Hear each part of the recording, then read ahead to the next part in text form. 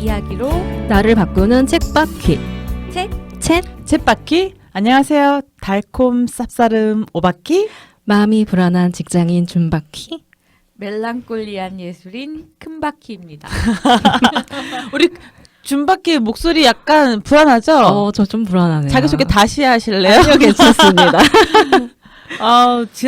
지난번 시간에 우리 비건 이야기 했는데 비건적인 삶 잘 살고 계십니까? 점점점. 저도 점점점에 동의. 근데 제가 지난주에 기사를 봤는데 미국에서 2살 아이가 사망을 했어요. 그 이유가 이제 그 가족은 100% 비건. 그래서 아이 유제품도 먹이지 않고 아이를 양육하다가 결국 영양실조로 사망에 이르게 한 사건이 있었는데 이 사건을 보니까 비건에 대한 생각이 또 어떠셔? 이 사건 혹시 아세요? 저는 일단 기사를 봤고 그 기사를 보면서 분노한 부분이 사실 아이는 지금 어리기 때문에 자기 의사 결정권이 없어요. 근데 그런 아이한테 본인의 신념을 강요하게 채식만을 먹게 했다는 거는 전 사실 되게 폭력적이라고 생각하거든요. 약간 신념이 지나치면 문제고 본인들은 솔직히 고기 등 다 먹고 자랐을 거 아니에요. 네, 그래서 사실 아이들에게도 경험은 다 하게 해주고 나중에 자기 선택권을 주게 해야지 그렇게 결정권 없는 아이들한테 채식을 해서 결국엔 죽음에 이르렀다는 게 되게 안타까운 삶인 것 같아요. 네.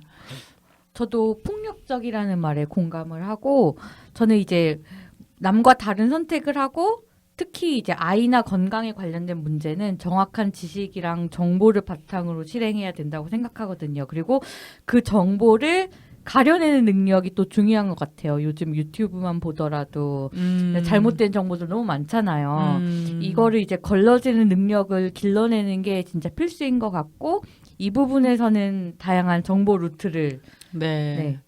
그렇습니다. 활용해야 한다 생각합니다. 네, 그래서 우리가 비건적인 삶도 우리 건강에 맞게 앞으로 뭐 잘 알아서 지켜보도록 하시고 이번 책은 지난번 저희가 예고해드렸듯이 비터 스위트란 책입니다. 수잔 케인의 책인데 혹시 거의 10년 전쯤에 콰이어트라는 책으로 출간했던 작가가 이번에 10년 만에 다시 책을 발간했는데요. 이 책은 이제 그 수잔 케인 본인 작가의 어릴 적 이야기부터 그녀가 여러 사람 만나면서 이제 겪었던 인터뷰라든지 이야기들로 구성되어 있고, 이 수잔 케인을 잠깐 소개하자면 이분이 뭐 하시는 분이죠? 변호사이십니다. 네. 말 너무 잘하세요. 책을 통해서도 드러납니다. 그래서 프린스턴 대학을 졸업하고 하버드 로스쿨에서 변호사 하시는 분인데, 자기 스스로가 내성적인 사람에 대한 고민으로 콰이어트 책을 출간했었고, 그게 베스트셀러가 되고, 그 시리즈격으로 비터 스위트라는 책이 이번에 나왔고요. 이 책은 디자인 되게 예뻐요. 예쁘고, 총 3개의 파트로 나누어져 있는데, 첫 번째 파트가 사랑의 갈망과 사랑의 상실의 이야기를 다룬 슬픔과 갈망, 그 다음에 직장에서의 슬픈 감정이 필요한 이유를 설명하고 있는 승자와 패자, 마지막으로 우리 역사적 조상들의 트라우마가 우리에게 대물림되는 이야기까지 전달해주는 죽음과 애도, 이렇게 3가지 파트로 구성되어 있어요. 어떻게 보셨어요, 이 책? 잘 보셨어요? 읽지 못해서. 준바퀴님 다시 말씀해 주시겠어요? 저는 읽지 못해서. 큰바퀴니 어떻게 읽으셨어요? 저는 사실 제목만을 봤을 때 제가 예상한 내용이 있었거든요. 에세이겠구나. 그리고 자신의 어떤 내성적인 그런 모습을 그린 에세이겠구나로만 생각을 했는데 그거는 책의 일부분이더라고요. 물론 달콤 씁쓸한 그런 감정에 대한 얘기도 있지만 이제 삶의 양면성, 좋은 면이 있으면 나쁜 면이 있고 이거는 진짜 마일드하게 표현한 거지만 어쨌든 삶의 비극이 있으면 또 즐거운 일도 있고 이게 함께 아우러져 가는 게 삶이다라는 거를 잘 드러내는 책이었다고 생각합니다. 생각보다 책이 두꺼워서 사실 제가 대충 싹 봤을 때는 재밌다. 내가 좋아하는 영화 이야기들도 있고 내가 뭐 음악 얘기도 있고 가볍다 했는데 다시 읽어보니까 너무나 많은 이야기들이 쏟아져 있고요. 저희가 오늘 이 시간 통해서 재밌는 에피소드 공유해주고 얘기해보도록 할 건데 제가 이분을 조사하다 보니까 이분 블로그에 메인 사이트에 자기는 얼마나 달콤 씁쓸한 사람인가 척도하는 게 설문이 있더라고요. 제가 이 두 분께 듣고 계신 분들도 한번 확인해 보세요. 총 5문제 제가 드릴 건데 여기 몇 개나 해당되는지. 첫 번째, 슬픈 내용의 TV를 보거나 옛날 사진을 보면 감정의 동요가 잘 일어난다. 두 번째, 음악이나 예술에 반응을 강렬하게 잘한다. 세 번째, 즐거움이란 날카로운 멋진 그리움에 찌름을 당한다는 말에 어느 정도 공감이 된다. 그러니까 이게 영어를 제가 직역을 해놔가지고 그런데, 그러니까 joy라는 표현 단어 안에 날카로운 그리움이 묻어나 있다라는 걸 표현한 구절인 것 같아요. 그다음 스포츠보다 시를 더 좋아한다. 마지막으로 사물에게도 슬픔이 느껴진다. 자, 몇 개에 해당되시나요? 저 3.5개. 3.5개? 네. .5는 뭐야? 3.5는 사물에게서 눈물을 보나요? 이게 이게 3.5예요. 이게 이 질문을 듣고 나서 생각해 보는데 어떤 사물에 무슨 저의 개인적인 의미가 있거나 아니면 갑자기 사물이 슬프게 보일 때가 어쩌다 한 번 있는 것 같거든요. 근데 이제 이거를 모든 사물에 제가 감정을 이입해서 보지는 않는 것 같아서 이거는 0.5. 준박기님은? 저는 2.5인데 둘 다 .5는 뭐야? 사실 그 점의 의미는 첫 번째 그 슬픈 내용에 뭐 보면 눈물이 많은가요? 감정이 동요되나요? 감정이 동요되긴 하는데 눈물이 막 많진 않거든요. 그건 수분 부족 아닌가? 그런가요? 근데 사실 옛날에는 영화에 슬픈 장면 나오고 이러면 저도 모르게 눈물이 흘리긴 했는데 요새는 영화 슬픈 장면 나오면 눈물은 안 흘리는데 대신에 TV에서 좀 아픈 장면들, 마음이 아픈 장면들은 저도 모르게 눈물이 동요되더라고요. 그래서 그래서 제가 약간 0.5라고 말씀드렸어요. 호르몬 탓이 있을 수도 있고. 어머나. 주장할 수 없네. 그래서 이게 총 사실 15개 문항으로 이루어져 있는데 저는 검사를 다 해봤어요. 몇 개 나오셨어요? 했는데 15개 하면은 자동으로 점수가 매겨지거든요. 저는 6.2인가 나왔어요. 10점 만점에. 10점 만점에. 예. 높게 나오셨네요. 그러니까 높게 나왔더라고요. 이런 사람들은 되게 씁쓸한 삶의 정서를 가지고 있다.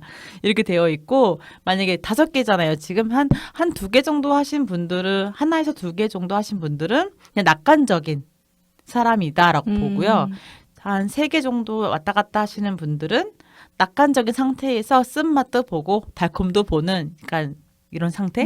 그 다음에 저처럼 높은 점수가 나오면 씁쓸하게 인생을 살고 있는 그런 척도라고 설명은 되어 있어요. 제가 이거는 포스트 할 때 다시 해드릴 테니까 한번 시간 나시면 한번 해보세요. 해보시고. 네. 이거 들으시는 분들도 댓글로 점수 몇 개 올려놓으시면 제가 반응해 드릴게요. 그래서 이게 은근히 씁쓸한 정서를 갖고 사는 사람들이 많다고 하더라고요. 그런 재미로 한번 했었고, 그래서 지금 여기서 얘기하고 싶었던 것 중에서 이 책 초반에 영화 2개가 소개가 되거든요. 첫 번째 영화는 인사이드 아웃이랑 두 번째는 이제 메디슨 카운티의 다리, 2가지 영화가 소개되면서 그래서 제가 이걸 쉽게 접근한 것 같아요. 이 책을. 내가 다 봤던 영화고 내가 좋아하는 영화들이라서. 인사이드 영화 아시죠? 네, 압니다. 근데 저는 보지는 못했어요. 저는 봤는데 너무 오래전에 봐서 사실 기억은 잘 안 나는데 캐릭터들은 사실 임팩트가 있어서 기억은 나는 것 같아요. 여기 책 초반에 설명하잖아요. 그 캐릭터 5개 감정을 고르기까지 많은 시간이 흘렀고 또 슬픔이란 아이가 메인이라는 설정 자체에 거부를 많이 당했다고 얘기하는 것도 비하인드 스토리가 있어서 재밌었거든요. 그리고 혹시 여기 5개 감정 중에서 내가 이 영화의 어떤 주연이다, 나의 감정의 메인을 정해야 된다. 그럼 누구를 정하실 거예요? 여기 누구 나오죠? 여기에 슬픔이랑 기쁨이랑 음, 까칠이랑 버럭이랑 음. 한 명이 뭐더라? 버럭이랑 소심이. 소심이 아. 맞아. 아, 그 5가지 중에 골라야 하는 건가요? 네. 저는 소심이로 하겠습니다. 그래요? 네, 사실 이 외에 이 선택지가 없는 상태에서 고르라 하면은 저는 비터스윗이라고 말했을 것 같아요. 근데 그 5가지 선택 중에서는 소심이. 소심하세요? 많이 소심합니다. 아니 작은 소자를 엄청 크게 쓰는 거 아니야? 네, 좀 그런 거 있는데 이게 저도 여러 가지 감정이 되게 섞인 사람인 것 같아요. 근데 디폴트 값은 소심과 약간 포장하면 차분함. 날 것으로 얘기하자면 약간 다운되어 있는 느낌. 워낙에 혼자 있는 걸 조용하고 그다음에 조용한 걸 되게 좋아하거든요. 그러다 보니까 약간 다운되어 있는 느낌이 디폴트 값이 항상 있는데 근데 이제 또 사람들을 만나서 일을 할 때나 아니면 이제 친구들을 만나서 놀 때는 되게 명랑하게 밝게 봐주시는 분들이 많은데 그거는 또 이제 뭐 꾸며냈다기보다 그 당시는 또 진심이거든요. 정말 재밌어. 혼자 조용히 있다가 사람들 만나니까 너무 좋은데 근데 그 비중은 다운되어 있는 비중에 비해 훨씬 적은 것 같다. 그래서 디폴트 값은 소심과 차분함. 소심이 포장지를 씌우면 차분히. 네. 오케이. 준바퀴님은 저는 주연이 슬픔이었는지 몰랐어요. 근데 주연이 슬픔이었더라고요. 저는 사실 기쁨이가 주연인 줄 알았는데 인사이드 아웃을 본 지가 너무 좀 오래돼가지고 기억은 잘 안 나는데 사실 슬픔이를 보면서 조금 과장되게 표현한다고 생각을 해서 왜 과장해서까지 슬픔을 표현하지? 라고 했지만 또 제일 마음이 갔던 캐릭터였던 것 같아요. 근데 사실 어떤 감정이든 다 조화롭게 있는 게 좋긴 하지만 언제나 조화로울 순 없잖아요. 근데 그렇지 못할 때의 감정 중에서 슬픔을 잘 컨트롤하고 그걸 숨기지 않고 표현을 하면 그것만큼 다른 감정들보다 효련한 게 없어서 슬픔이로 하겠습니다. 우리 준바퀴님 대본 잘 쓰셨네요. 약간 생각하면서 이렇게 이랬지라고 썼어요. 이 논리적인 너무 좋습니다. 읽기 잘하시네요. 슬픔이 여기는 차분히 소심이. 소심이. 네.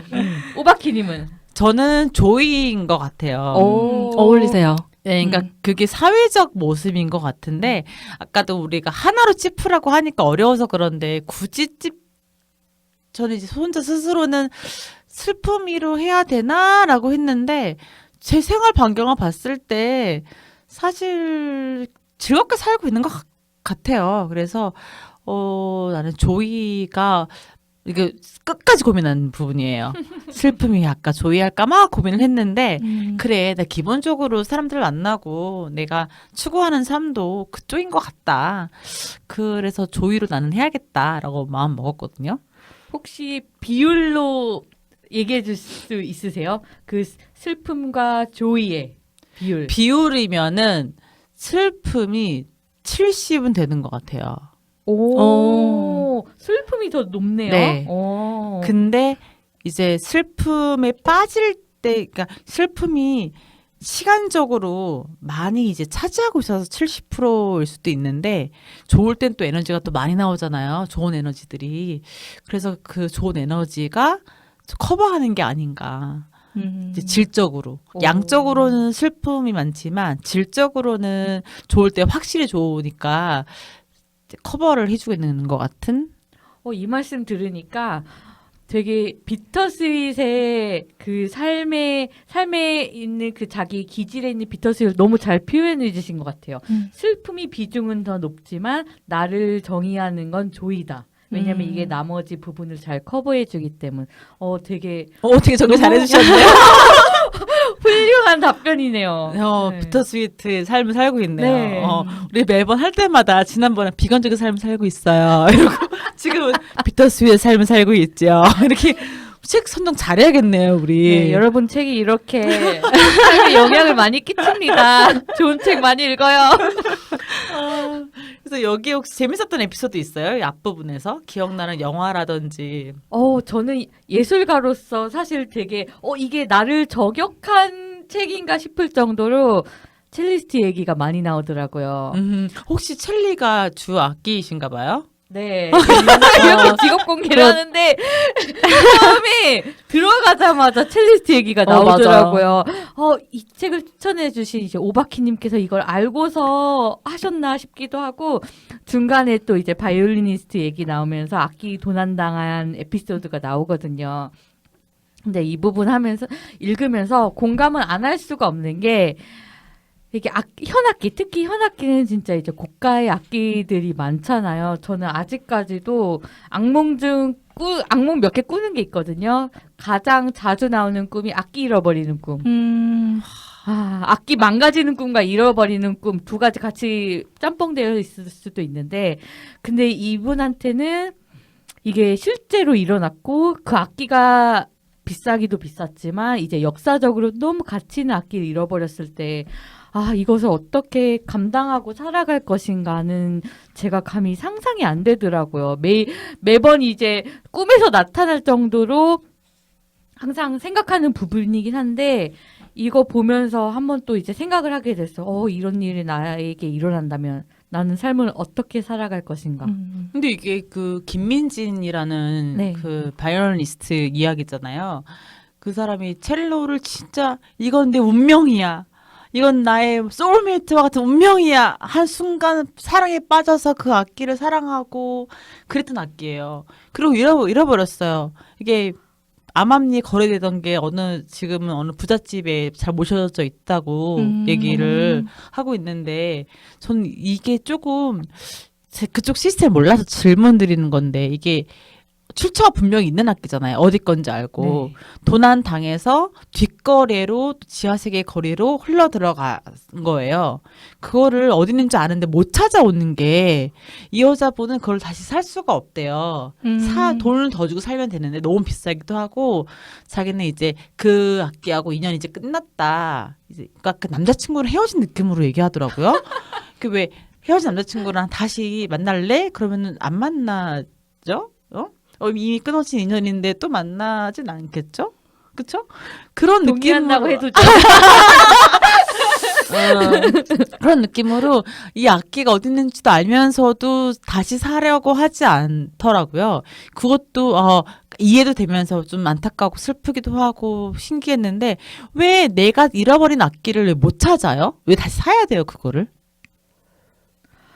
그 시스템은 사실 저도 그 정도 가격의 악기를 제가 만져본 일은 거의 없기 때문에 특히 이제 뒷거래라고 하는 이 세계는 이제 이게 뭐 계약서상이나 우리가 악기사에서 뭐 계약서에 사인을 하고 뭐 보증서를 확인하고 이렇게 사는 세계가 아니기 때문에 저도 사실 이 책을 보면서 이럴 수가 있구나. 뒷거래에서 이렇게 가면은 이게 찾았다 하더라도 내게 더 이상 아닌 게 되구나를 책을 통해서 저는 알았어요. 신기하죠. 네. 핸드폰도 찾을 수 있는데 그러니까. 신기하네요, 진짜. 그 고가의 악기를. 네, 그래서 그거를 되찾으려면 일단 돈도 많이 필요하기도 하고, 이 사람은 나의 그때 영혼의 어떤 에너지는 거기서 끝났다. 이 악기가 잘 있는 것만으로도 자기는 안심이다. 이렇게 얘기를 하더라고요. 그러니까 아까 그 악기 잃어버리는 게 남자친구와 헤어진 거랑을 비교해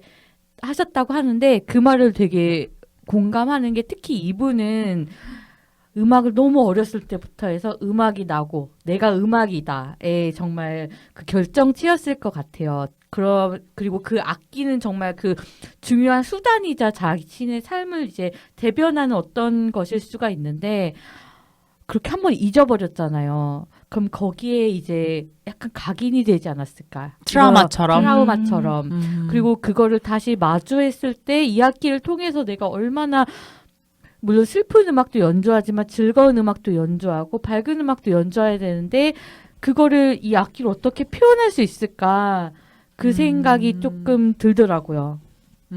그래서 그런 부분이 있어서 신기했어요. 그렇군요. 악기를 만약에 잃어버렸어. 여기 큰바퀴님이 악기를 많이 잃어버렸어. 근데 아주 고가는 아니지만 잃어버렸어요. 예를 들어서 그럼 진짜 어떻게 하실 거예요? 진짜 꿈에서 맨날 꿈이라면 깨기를 바랬을 텐데 실제로라면 이제 그러게요. 그리고 소울매트로 한번 이야기를 넘어가 볼게요. 네. 아까 그 김민진이라는 그 아티스트는 이 악기가 소울메이트라고 생각했지만 헤어지고 나서는 다 찾지 않았단 말이에요. 여러분에게 악기가 아닌 사람 소울메이트가 있나요? 여러분 있으신가요? 소울메이트? 아니면 소울메이트가 있다고 믿으시나요? 저는 소울메이트가 있다고는 믿지만 사실 소울메이트가 꼭 이성 간의 사랑만 말하는 게 아니잖아요. 저는 그거 말하는 거예요. 이성 간의 사랑. 저는 그러면 좀 말이 달라지는 것 같아요. 이성 간의 사랑에 소울메이트가 꼭 있다고는 안 믿기는데 저는 사실 소울메이트의 정의 자체가 또 다른 사랑이라고 여겨서 그게 사실 어떻게 보면은 저희 부모님일 수도 있어요. 부모님일 수도 있고 뭐 저랑 동갑인 친구일 수도 있고 정말 악기일 수도 있고 그리고 뭐 나이 많은 분일 수도 있고 근데 그 소울메이트는 사실 평생을 못할 수도 있는 그렇게 믿고 있거든요. 그래서 사실 있다고 믿고 만나고 싶은데 만나지 못했던 것 같아요. 지금까지. 그러니까 말하는 배우자로서의 소울메이트, 그러니까 이거 제가 말씀드리고 싶은 건 결혼이 아니더라도 결혼이 꼭 우리가 행복을 뭐 결정이라고 정의할 수는 없잖아요. 결혼이 아니더라도 이성적인 감정을 느끼는 사람의 소울메이트가 있는가에 대한 질문이었는데 거기에 대해서는 다른 답을 했죠. 답을 하셨네요. 그러면 잘 모르겠어요. 저는 제가 정의하는 소울메이트는 꼭 이성 간의 사랑이라고는 여겼던 적이 없어서 그렇다면은 없을 수도 있을 것 같아요. 소울메이트가. 좀 포괄적으로 보시는군요. 그 소울메이트의 혹시 정의가 있으신가요? 어떤 면을 가져야지 아니면 어떤 면이 있어야지 소울메이트다 나한테. 일단 만났을 때에 대한 그런 느낌도 좀 공기도 다를 것 같고 말이 잘 통할 것 같고 가만히 있어도 편할 것 같고 약간 그런 느낌? 그런 적 있어요? 근데 이 정도면은 그런가? 있지 않을까? 저는 싶은데? 말은 잘 통했던 적은 있어요. 그래서 그 찰나의 순간이긴 한데 그 티키타카가 잘 되는 그 순간에 혹시 그건 썸이지. 소울메이트인가? 그건 썸이라고. 뭐 그거는 이성이라고 얘기하지 않았잖아요. 썸일 수도 있지. 그런가? 세상 넓은데 요즘. 그렇긴 하죠. 근데 저는 아니긴 한데. 그런 되게 살짝의 뭐 감정을 느꼈던 적은 있는 것 같아요. 있으세요, 큰바퀴님? 저는 소울메이트 처음에는 그냥 이제 인생 전체의 소울메이트 이런 걸 생각을 했거든요. 이게 자기애가 강한 얘기일 수 있는데 저는 제가 제 자신의 소울메이트여가지고 찾았냐 하면 네 찾았습니다. 저는 제 자신과 노는 게 제일 재밌고 제 자신을 이해해주는 건 제 자신밖에 없기 때문에. 그걸 언제 알았어요? 그렇다는 거를? 10년 동안 혼자 자취를 했던 미국 생활 시절에 네, 혼자 있는 시간이 워낙 많기도 하고 뭐 그때는 뭐 선택지가 없었죠. 너무 아무도 모르는 곳에 살았으니까. 그러면서 이제 혼자를 알아가는 시간이 많을 수밖에 없었는데 그때 느꼈던 것 같아요. 근데 이제 질문해 주신 거는 이성적인 소울메이트가 있는 걸 믿느냐 하는데 전 아직 헛된 희망이지만 있다고 믿고 싶습니다. 믿습니다. 믿습니다. 저도 소울메이트는 있다고 생각해요. 있는데 그거를 찾고 안 찾고는 또 다른 문제인 거. 그러니까 인생에서 못 만날 수도 있는 거고 이 책에서도 비유하긴 했는데 우리 영혼이라는 거 자체를 되게 더 중요시 여기면 육체는 그냥 영혼이 지나가는 자리일 뿐이다 라고 얘기하고 너의 반쪽과 너의 반쪽은 둘로 딱 잘라서 세상에 뿌려진 거다 이렇게 뭐 있다고 얘기를 하거든요. 근데 저는 그게 그냥 있는 것 같고 그리고 만나면 알아차릴 수 있을 것 같아요. 다만 말씀드렸듯이 이 생에 찾을 수 있을지 없을지는 모른다는 거지. 그럼 오바키 씨의 소울메이트의 정의. 저는 정의를 할 수가 없어요. 이거는 어. 느껴지는 거라서 약간 영적인 스피릿적인 영역인 것 같아요. 그냥 준바키님의 기준도 맞는 거지. 그거는 얼마든지 친구를 통해서 뭐 가질 수 있는 되게 좋은 친구, 정말 좋은 사람일 수도 있는데 제가 말하는 소울메이트는 저는 경험을 조금 해봤거든요. 그거는 설명을 할 수가 없어요. 이 어떤 사람이다라고 말을 할 수가 없어요. 이거는 영혼과 영혼이 부딪히는 어떤 그런 거기 때문에 그렇다고 그 사람과 사랑이 이루어지느냐 그러나 법은 또 없는 것 같아. 그냥 나의 영혼과 이 사람의 영혼이 통했구나라는 거는 감지를 하는 거죠. 그래서 그걸 경험을 하고 나서부터는 소울메이트가 있을 수 있겠다. 하지만 결혼이라든지 뭐 해피엔딩의 어떤 말하는 함께 영혼이 살았대요. 이런 거는 그냥 또 다른 얘기고 영혼끼리 어떤 통하는 것도 또 다른 얘기일 수 있겠다. 그런 면에서는 믿고 있는 것 같고 또 한 명이 아닐 수도 있지 않을까. 또 듣던 좀 반가운 소리네요. 반가운 소리야. 그래서 인생 끝까지 살아봐야 아는 거니까. 그럼요. 맞아. 그런 것 같아요. 그래서 우리는 여기서 말하는 게 바로 갈망이에요. 제가 갈망이란 단어를 좋아하거든요.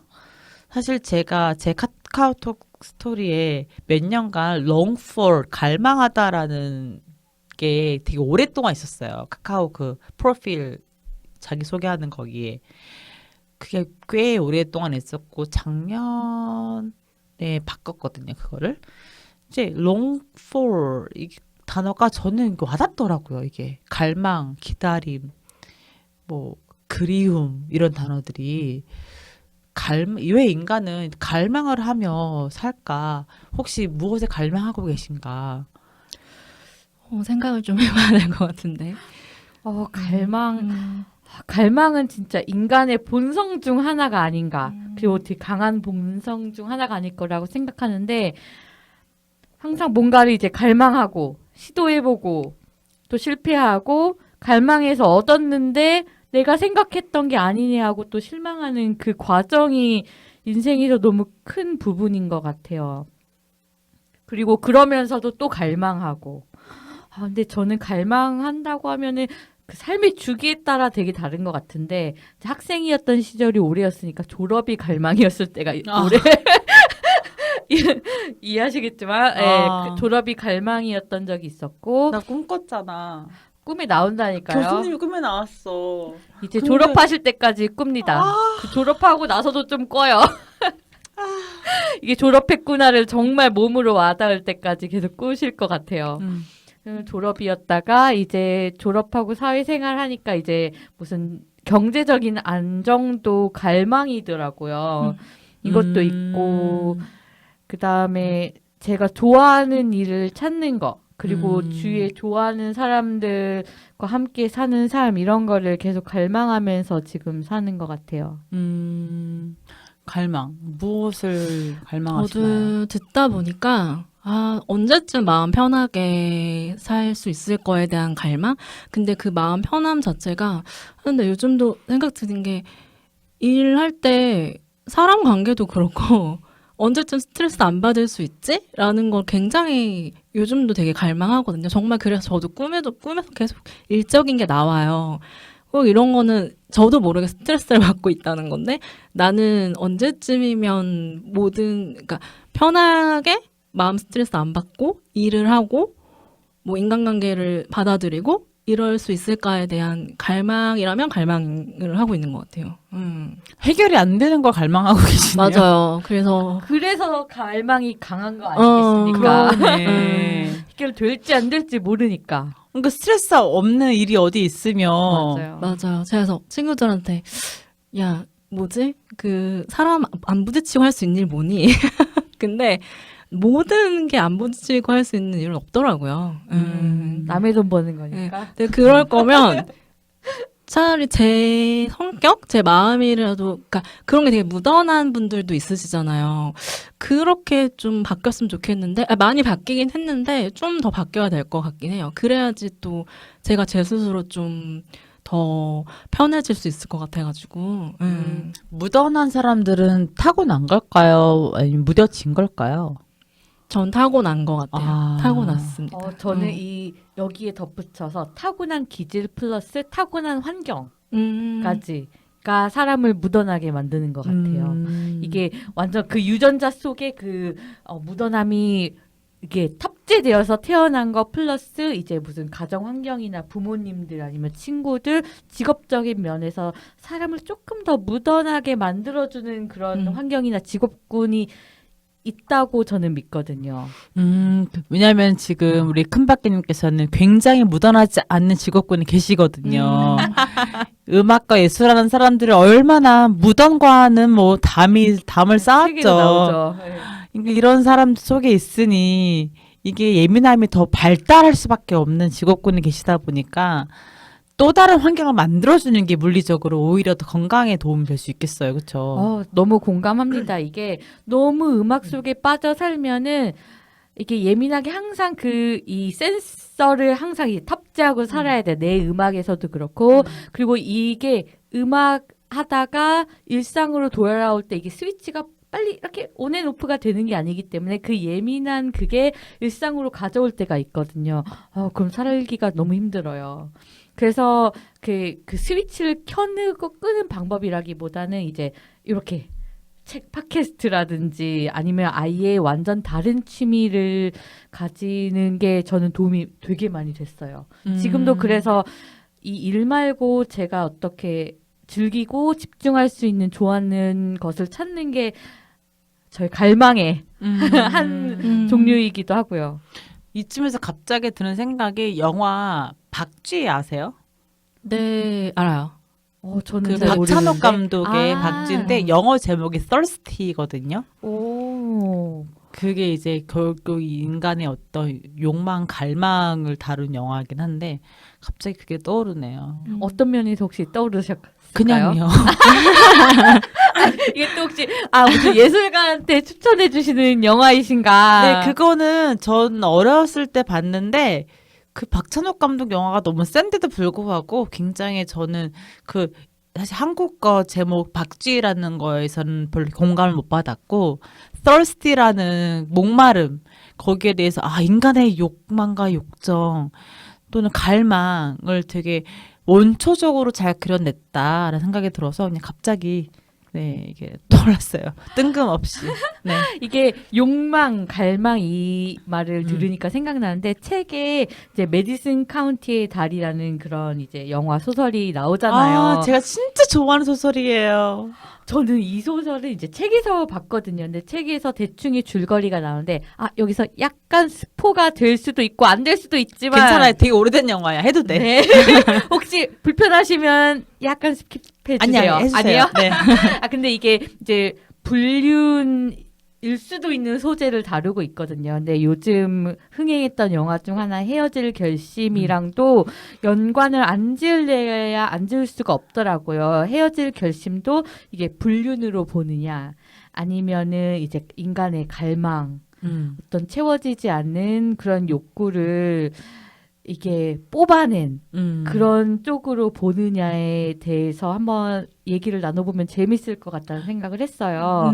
어떻게 생각하시는지 궁금합니다. 저는 그 메디슨 카운티 달이라는 소설책을 1시간 반 만에 단숨에 읽고 그때가 새벽 3시쯤이었거든요.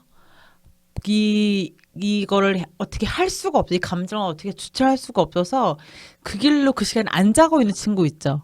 전화해서 야, 너 나와. 그래서 그 집 앞에 커피숍에 또 문이 4시간에 열었더라고요. 거기서 이제 그림을 그리면서 저보다 예술가 같으세요. 네. 그림을 그리면서 그 감정을 해소하고 싶은 거, 이 받은 그 감동을. 그래서 너무 제가 좋게 봤던 영화가 아니고 책이었고, 책을 보고 영화를 나중에 봤어요. 근데 그 메디슨 카운티의 달에서 다루는 사랑 이야기랑 방금 헤어질 결심의 사랑 이야기의 같은 맥락이 뭐냐면, 그들이 말하는 사랑은 인간적인 우리가 표면적인 사랑 그 위의 것을 얘기하더라고요. 그냥 뭐 아까 제가 말씀드린 결혼을 해야 해피엔딩이냐 이렇게 했던 것처럼 그런 물리적인 약속이나 함께 있는 게 아니더라도 그들 마음속에 이미 그들의 욕망과 사랑이 그냥 존재하고 있는 상태인 거예요. 그들은 헤어지거든요.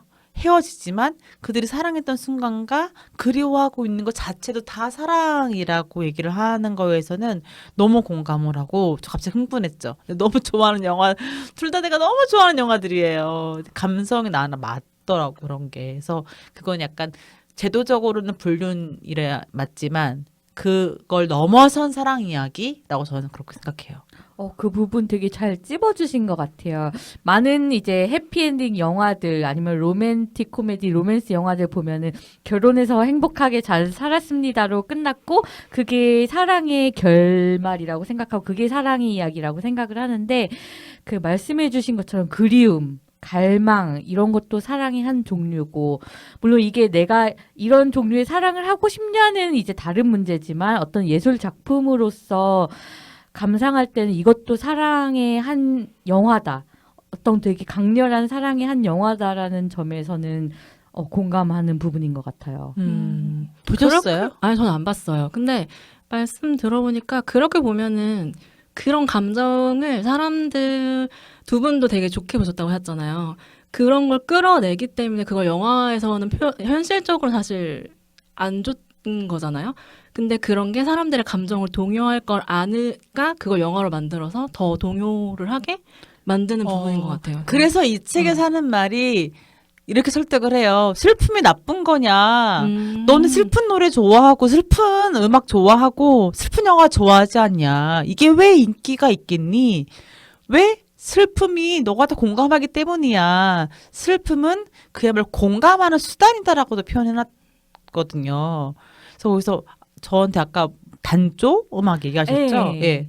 이게 단조 음악이라는 거를 이제 한글 번역판이니까 봤을 때 이거 너무 직역한 표현 아닌가.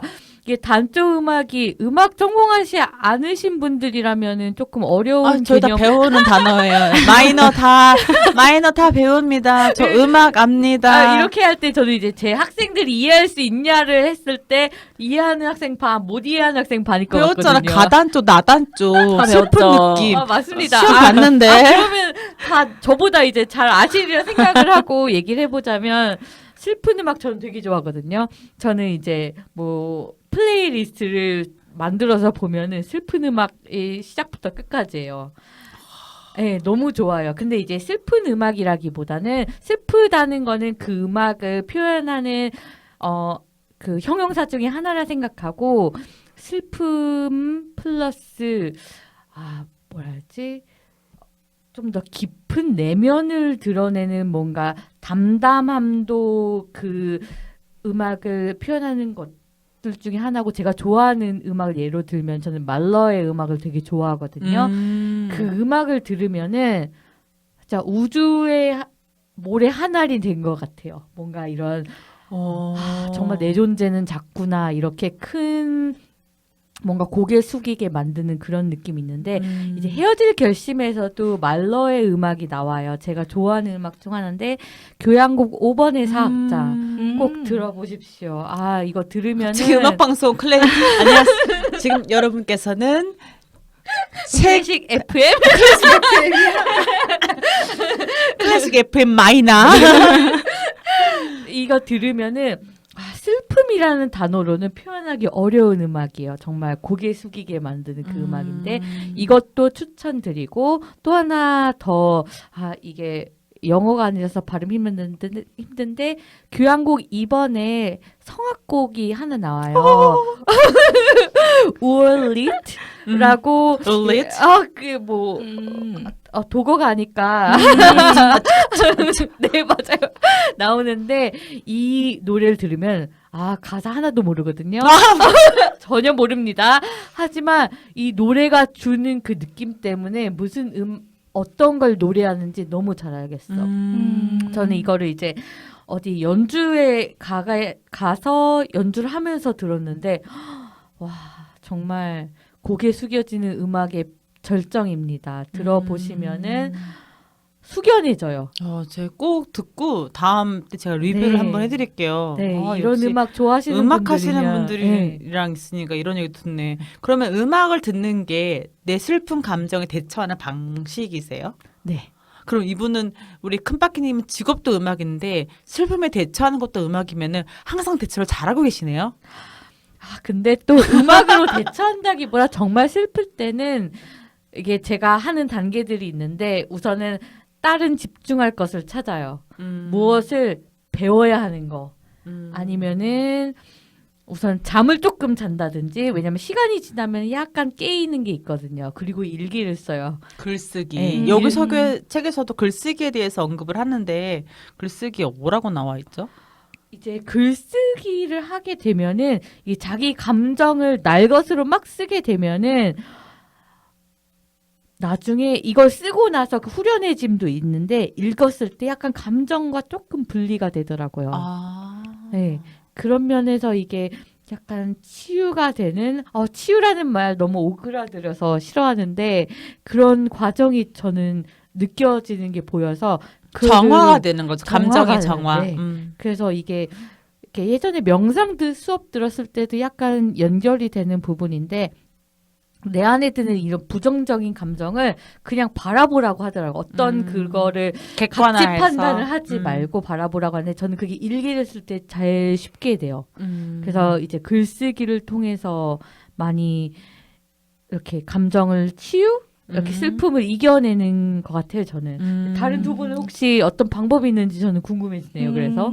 저는 글쓰기 배우는 큰바퀴님이랑 동일한 게 저는 일단 슬픔을 극복은 아닌 것 같고, 그러니까 일단 잠을 자거나 슬픈 음악을 들으면서 그 슬픈 감정을 흡수시키고 제 감정으로 만들려고 해요.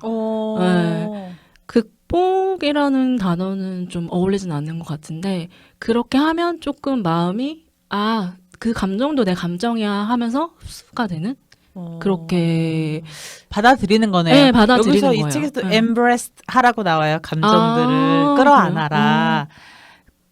그러니까 your feeling을 끌어안아라라고 하면서 그걸 직면하라는 말은 좀 싸우는 것 같잖아요. 맞아요. face it은 조금 강한데 embrace your feeling 이런 표현은 그냥 그래 방금 준바키님이 말씀하신 거와 같은 방식인 것 같아요. 제가 잘하고 있는 잘하셨어요. 건가? 너무 모범적인 그렇네요. 답변이죠. 책을 읽고 나서. 책을 빨리 읽어야겠네. 책 읽으세요. 쓰셔야겠어요. 이게 진짜 이 책이 준바키님 같은 분들을 타겟으로 만든 책입니다. 약간 소름 돋았네요. 여기 질문 중에 그런 거 있어요. 내가 미안해. 이거 아까 15개 질문 있다 그랬잖아요. 거기에 뭐가 있냐면 당신은 하루에 소름 몇 번 돋나요? 이런 것들 있어. 소름은 돋진 않는데 방금 돋았네. 방금 그 체크. 체크하셔야 체크네. 되겠네. 그래서 그렇게 대처하라고 나와거든요. 잘하고 두 분 다 책에서 언급하신 것 방식으로 건강하게 잘 하시는 것 같아요. 저는 글을 쓰진 않는데 저는 글 대신 그림을 그리는 것 같아요. 저는 글이 너무 어려워요. 글 쓰는 게. 되게 의외다. 왜냐면 책도 너무 좋아하시고 책을 이야기하는 것도 좋아하시니까. 전 책을 좋아하지 않아요. 그냥 궁금해서 읽을 뿐이에요. 그게 좋아한다의 정의가 아닙니까? 누군가 이렇게 말했더니 있어 보인다고 하더라고요. 이렇게 말하려고. 그래서 글을 읽는 거는 하겠는데, 그러니까 감정을 딱 글로 표현하는 게 전 너무 어려워요. 하지만 그림으로 표현하기에는 한 편의 그림에 내 감정이 다 들어가 있어서 이 그림 하나가 하모니 같이 전 보여요. 그래서 제가 음악이랑 그림이랑 같은 거라고 묘사를 하거든요. 어떻게 다 같냐면 저는 그림은 음악의 사진이라고 생각해요. 음악을 사진으로 찍으면 음악은 멈춰있지 않잖아요. 음악은 항상 흐르잖아요. 캡처가 될 수 없는 게 음악인데 그 음악을 캡처한 게 그림이다라고 저는 생각을 해요. 너무 좋은 표현이다. 네, 그래서 저한테는 표현 방식이 그림을 그리는 행위 자체부터 해서 그 결과물까지인 것 같아요. 그렇게 저는 감정을 표현하고 끌어안고 인정하고 그런 과정을 이걸 통해서 하는 것 같아요. 멋있었나요? 좀? 네, 너무 멋있었어요. 제가 어제 그 프리즈 서울을 보러 다녀왔는데 거기서 이제 많은 그림도 보고 왔는데 딱 표현해 주신 그 음악을 사진으로 남긴 게 그림이다라는 말이 너무 와닿는 게 느껴지네요.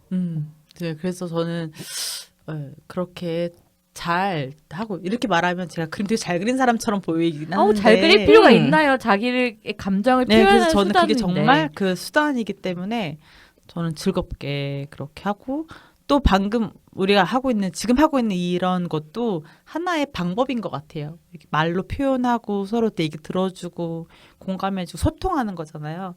그런 것들도 우리의 감정을 잘 대처하는 방식이지 않을까 그런 생각을 합니다. 와, 정말 그럼 우리는 슬픔이라든지 이런 안 좋은 감정을 잘 하고 계시는 거네요. 맞아요. 그렇네요. 네. 아니 그림 얘기하니까 마크 로스코라는 작가를 제가 좋아하거든요.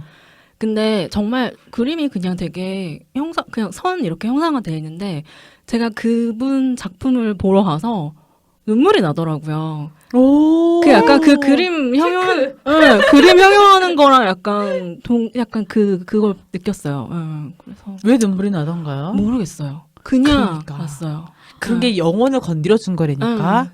예술 1도 모르는데 아무튼 그렇더라고요.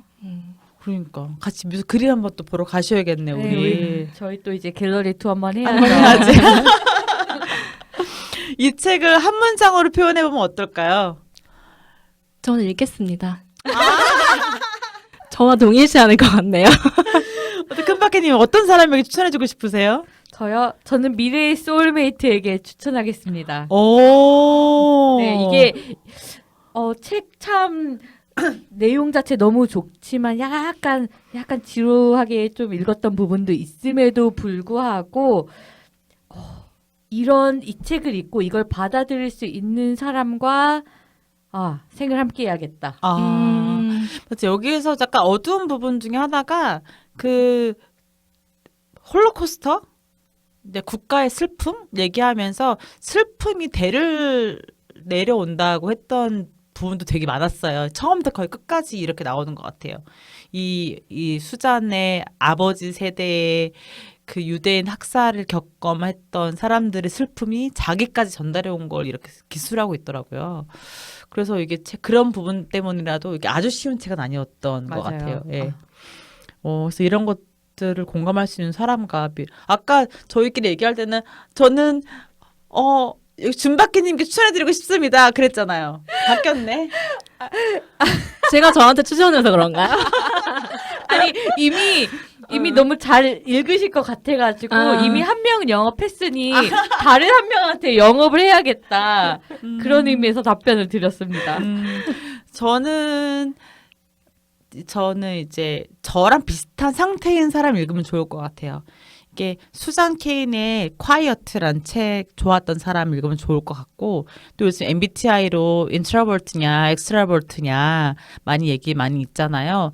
여기서 내가 약간 소심한 사람이라고 생각하거나 아니면은 나는 좀 내성적이다 조용한 사람이다라는 사람을 읽어보셔도 좋을 것 같고 또 네, 그런 분들이 그러니까 수잔 케인의 어떤 사람을 그런 조용한 마인드의 사람을 읽으시면 공감이 많이 될 것 같기는 해요. 예.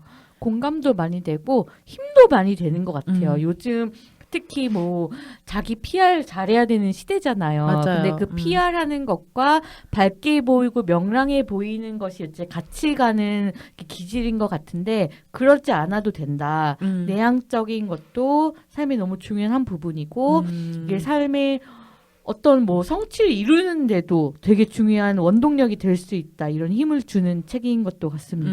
네. 이거 보면서 제가 영화 하나 추천해 드릴게요. 멜랑콜리아. 이게 준바키님의 한때 아이디가 멜랑콜리아였다는 얘기를 하셨었기도 했고. 비슷했어요. 그래서 멜랑콜리아라는 영화인데 2012년 영화고요.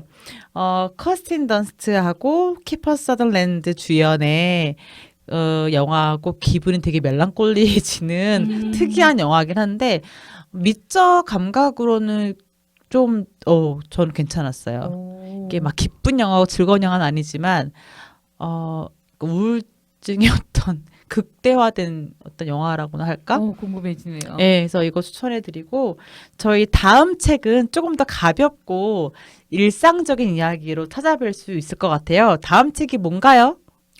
공간의 미래. 이거는 왜 발음 안 굴려? 아, 어떻게? 공간의 미래? 공간의 미래. 스페이스바. 네, 저희 이상형 유현준 교수님의 책인 공간의 미래 우리 큰 바퀴님께 추천해주신 네.